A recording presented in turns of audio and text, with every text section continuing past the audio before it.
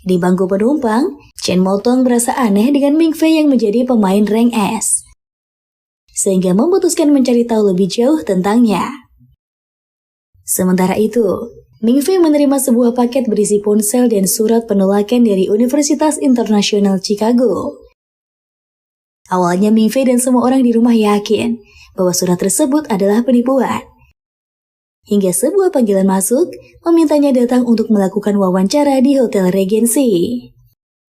Tak lama kemudian, Guderian datang untuk menanyakan hasil wawancara. Ming Fei setuju untuk pergi ke bioskop bersama Wen Wen lusa besok.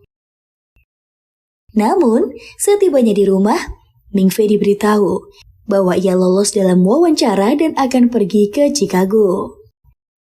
Sementara yang lain terus mengobrol, Ming Fei pergi ke toilet untuk membaca surat tersebut sambil menangis. Malam harinya, saat Ming Fei duduk di atap pemikiran Wen Wen, dia dikejutkan dengan kemunculan Nono. Awalnya, Nono dikirimkan oleh Guderian untuk meyakinkan Ming Fei yang masih ragu-ragu agar setuju masuk ke perguruan tinggi Castle. Namun, ketika keduanya berbicara lebih jauh tentang perasaan Ming Fei kepada Wen Wen, Nono malah mendukungnya agar mengungkapkan perasaan tersebut. Ia terkejut ketika melihat Zhao Menghua lebih dulu menyatakan cintanya kepada gadis itu. Terlebih, Wen Wen juga menerima perasaan Menghua yang membuat Ming Fei hanya bisa mematung seperti orang bodoh. Ming Fei ingin menanyakan hal lain, namun Finger sudah tertidur. Ming Fei bahkan mengira Ming Se pengemis, sehingga memberinya uang. Teriakan Finger menarik Ming Fei terbangun, dan ia baru menyadari bahwa semuanya itu adalah mimpi. Ming Fei terkejut, menyadari dirinya sudah menunggu sepanjang hari dengan sia-sia. Begitu Ming Fei menggesek kartunya, semua lampu di bandara menyala terang, dan kereta CC-1000 Express datang menjemputnya dalam sekejap. Di dalam kereta, Guderian mengadakan konseling penerimaan dengan Ming Fei dan meminta Finger menjauh. Setelah Ming Fei menandatangani perjanjian, Guderian mulai menjelaskan bahwa program sekolah normal perguruan tinggi Castle membutuhkan waktu 4 hingga 5 tahun untuk lulus. Ming Fei mulai merasa cerita Guderian tidak masuk akal. Tetapi Ming Ze yang tiba-tiba muncul dan duduk tidak jauh darinya menyatakan bahwa yang dikatakan Guderian adalah kebenaran. Ming Ze menyarankan Ming Fei untuk melihat keluar jendela. Dan Ming Fei terkejut ketika mendapati seekor naga besar berada di atas gunung. Ribuan tahun lalu, dia telah terbunuh di singgasananya, dan gunung selamanya tertutup salju.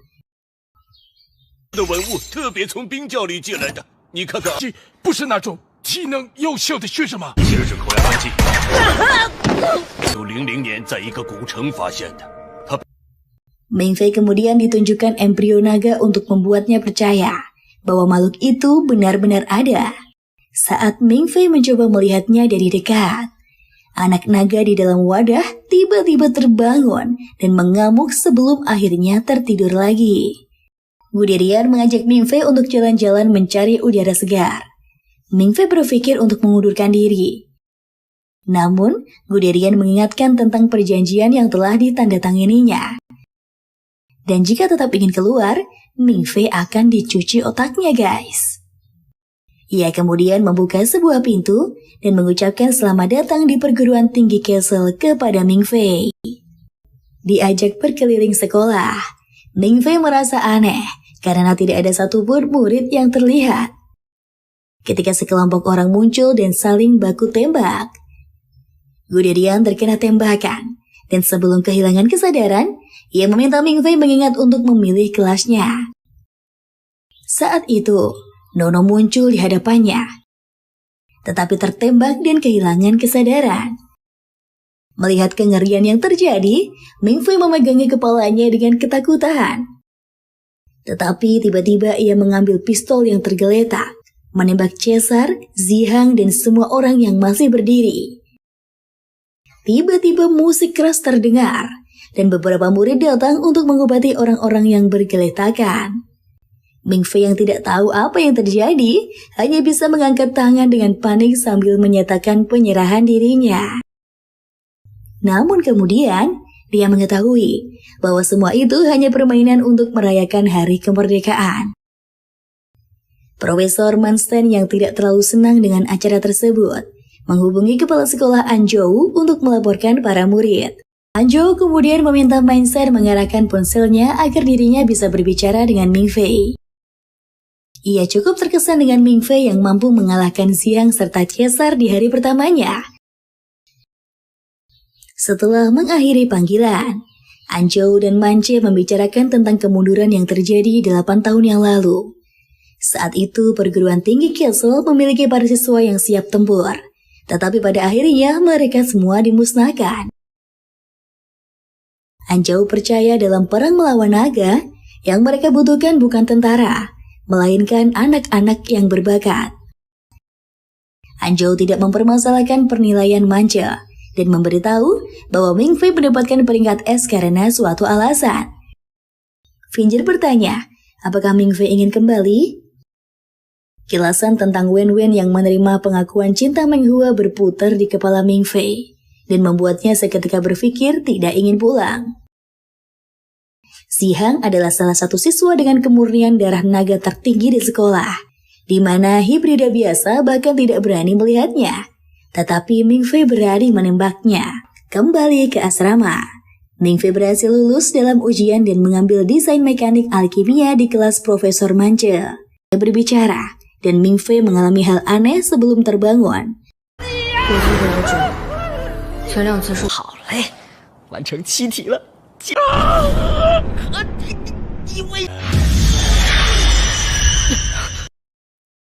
Finger yang mengetahui hal tersebut mengatakan bahwa pilihan Mingfei tidak bagus.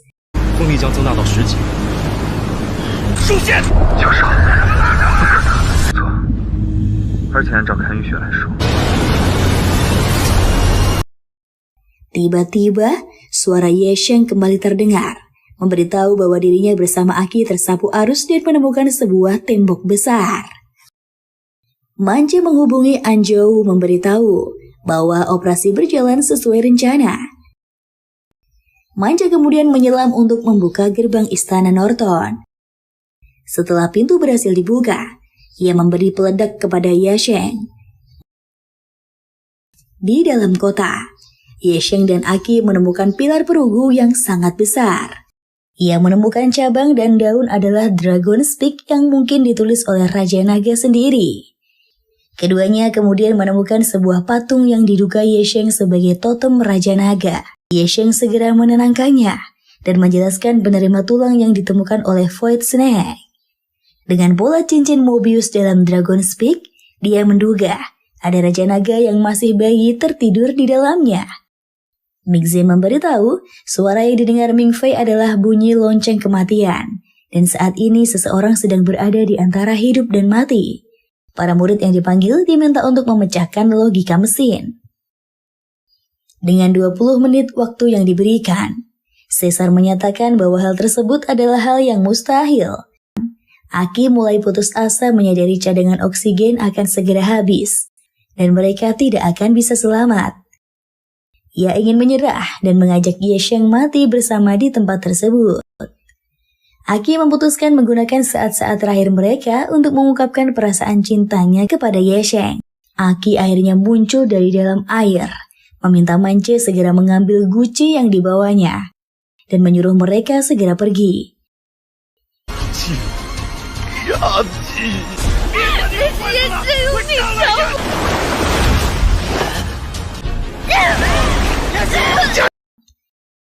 Kru yang lain berusaha mendapatkan tangkapan makhluk yang berada di dalam air, tetapi kesulitan karena pergerakannya yang terlalu cepat.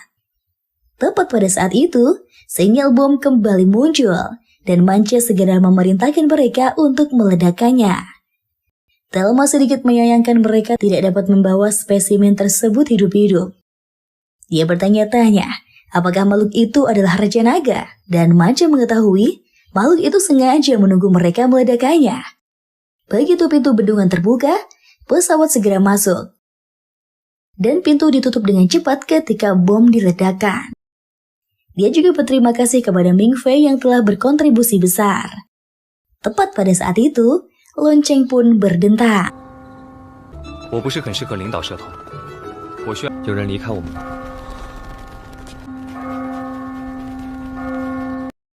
Di atas pesawat, Anzhou menghampiri Mance yang terluka parah. Dia memintanya bertahan karena dokter akan segera datang. Ia ingin mengundang Mingfei untuk bergabung dengan Leonhard Society dan berharap Mingfei dapat menjadi ketua berikutnya setelah dirinya. Mingfei terkejut dan bingung karena merasa dirinya tidak pantas memimpin klub. Tapi Xiang yakin, Student Union juga akan mengundang Mingfei untuk bergabung. Namun, Mance pada akhirnya menghembuskan nafas terakhirnya setelah memberikan laporan terakhirnya atas operasi tersebut. Namun, Finjer membujuknya dan akhirnya Mingfei setuju untuk datang. Di pesta, Caesar memberikan kata sambutan singkat dan mengucapkan selamat ulang tahun untuk Nono. Beberapa saat kemudian, Caesar menginterupsi semua orang agar mendengarkan pidatonya. Dia mengundang Mingfei untuk naik dan berdiri di sampingnya. Zero mengatakan, ketika berdansa, Mingfei perlu berpikir bahwa dia adalah raja dunia. Saat Zero mendekati Mingfei, Finjer meninggalkannya bersama gadis itu dan menyuruh orang-orang menyingkir. Zero menarik Mingfei mendekat dan mulai membawanya berdansa mengikuti irama lagu. Zero, 我要一步之遥。 OK。走，曲终的时候，扶着我的腰。 Setelah mengakhiri dansa mereka, Zero berbalik dan pergi begitu saja. Dia bertanya apakah Mingfei dapat menyetir dan memintanya mengemudi untuknya. Pada saat itu, peringatan akan potensi invasi Raja Naga dikeluarkan dan sistem pertahanan sekolah segera diaktifkan. Semua pintu keluar diblokir dan seluruh peralatan alkimia anti udara juga telah diaktifkan. Sementara para murid yang memiliki kualifikasi pertemuan diminta bersiap dengan senjata masing-masing. Mingfei mengemudikan mobil, membawa Nono ke puncak gunung. Tiba-tiba, Mingze muncul di bangku yang seharusnya ditempati Nono. Mingze mengungkit perasaan suka Mingfei kepada Nono dan mengingatkan bahwa gadis itu sudah memiliki Caesar. Sebelum menghilang, Mingze memberitahu kode cheat baru yang terbuka. Tunjukkan bunganya kepadaku. Kembali ke sekolah. 4 penyusup telah berhasil ditangkap. Dan setelah diinterogasi, mereka mengaku tidak pernah bertemu dengan orang yang memberikan perintah. Sementara pencarian pada penyusup yang lain terus dilakukan, Anzhou memberi perintah untuk mengangkat penghalang. Nono mengatakan bukan hanya mereka berdua saja yang tewas, melainkan Mance. Pembimbingnya juga tewas, tetapi diumumkan bahwa tidak kembali ke sekolah karena pergi untuk misi baru. Apakah Nono baik-baik saja setelah mendengar kematian Aki dan Yang Ze? Orang-orang yang membaca pesan tersebut akan percaya dan perlahan melupakannya.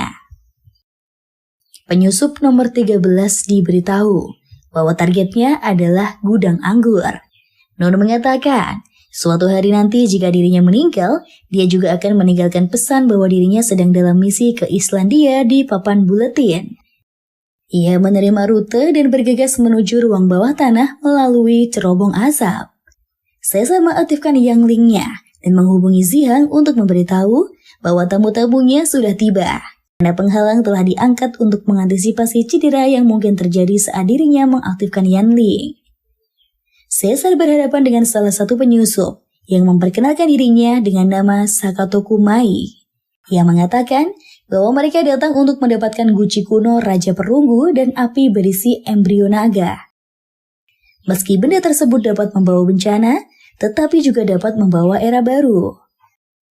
Segala sesuatu di sekitar Yangling segera meledak dalam badai api, dan suhu yang tinggi akan melonjak, memicu gelombang kejut.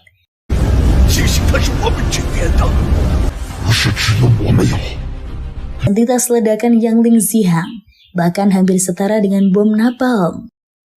Namun, di luar dugaan, penyusup yang menjaga lawan Xiang rupanya juga memiliki kemampuan Yangling yang sama dengannya, guys. Di puncak gunung, Mingfei dan Nono masih mengobrol tentang berbagai hal. Ming Fei kemudian teringat pembicaraannya dengan Ming Ze yang mengucapkan kode cheat tunjukkan bunganya kepadaku. Saat Nono menangis sambil menyebut ibunya, Ming Fei menyadari bahwa kado dari ibunya lah yang ditunggu-tunggu gadis itu. Ia mendapati dirinya berada di kolam, melihat seekor hiu besar dan buru-buru naik ke permukaan. Penyusup terus bergerak, menggesekkan kartunya untuk membuka gerbang lain yang ditemukannya. Dia mengumumkan tentang penemuan tersebut dan mengatakan hari itu sebagai sejarah. Dan Anzhou menjelaskan bahwa ketika Mance mendapatkannya, dia menuangkan larutan merkuri. Yang terjatuh masih terhubung kepada seseorang yang memberinya instruksi. Seseorang pria kemudian muncul, mengambil botol tersebut dan melanjutkan hal yang seharusnya dilakukan penyusup.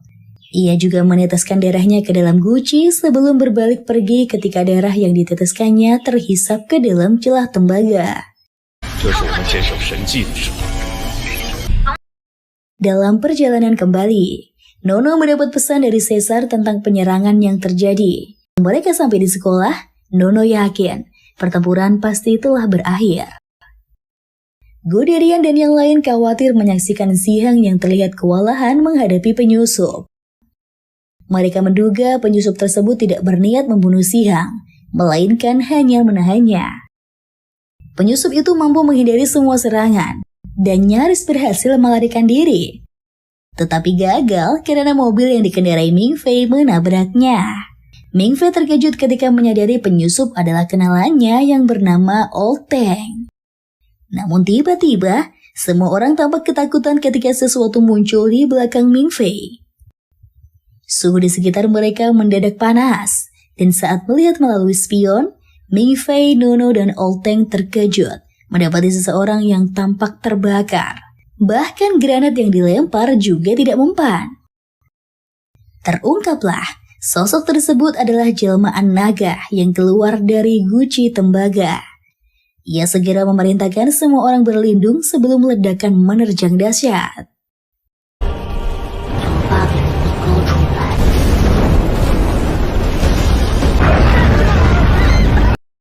Zihang menghubungi Caesar, memberitahu bahwa sosok tersebut memiliki kendali yang jauh lebih besar atas Royal Blast dibanding dirinya.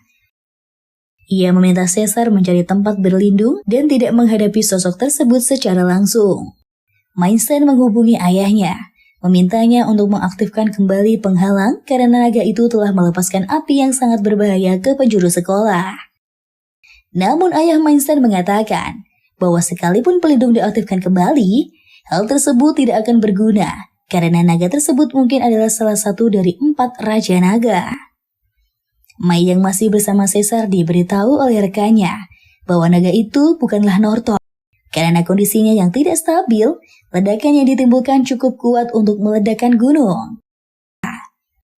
Nono menyarankan mereka berlindung ke kolam, dan ketiganya pun segera berlari.